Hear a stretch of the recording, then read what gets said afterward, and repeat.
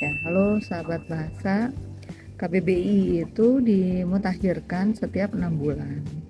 Ketika rapat pemutakhirannya, kami selalu melibatkan para ahli yang akan membantu memverifikasi entry yang saat itu sedang dibahas. Misalnya ketika kami membahas entry yang berupa istilah-istilah keagamaan, maka kami mengundang pakar agama Islam, agama Kristen Katolik, Kristen Protestan, Hindu Buddha, dan Konghucu.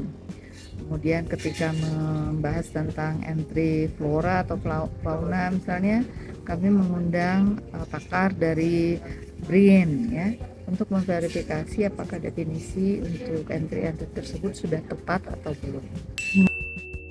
Ya, kata sawit itu termasuk entry lama ya, sejak KBBI edisi pertama dia sudah hadir.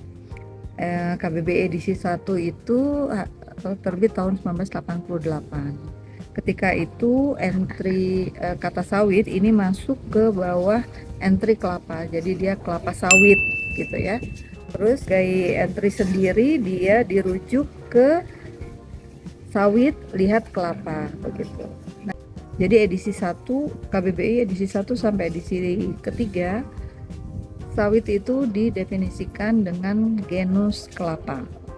Nah, kemudian ada perbaikan definisi pada edisi ke-4. Itu di tahun berapa, Bu? Di tahun 2008. Nah, saat itu edisi 4 mencatat bahwa ya kelapa sawit adalah pohon yang menyerupai kelapa, bunganya berupa tandan bercabang dengan buah kecil-kecil dan sebagainya. Nah, definisi sawit, kelapa sawit adalah pohon itu tidak berubah dari tahun 2008 sampai atau edisi keempat KBBI sampai 2023 kemarin saat ada KBBI edisi keempat. Jadi tidak ada tuh perubahan definisi dari kata kelapa sawit atau sawit yang seperti ramai dipersepsikan orang. Nah, ada pun perubahan yang terjadi di tahun 2019 ketika itu menuju ke KBBI edisi 6 adalah posisi definisinya. Nah, selama ini yang diberi definisi adalah entry kelapa sawit. Tetapi karena ada masukan bahwa kelapa sawit itu bukan istilah yang tepat.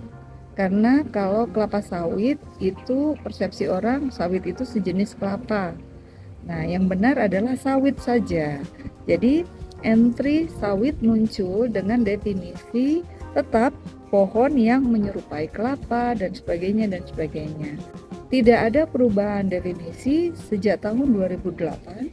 Yang ada adalah perubahan posisi definisi yang tahun 2019 itu masuk ke KBBI daring, definisi pohon yang menyerupai kelapa dan sebagainya itu masuk ke entry sawit, bukan entry kelapa sawit. Jadi itu penjelasan.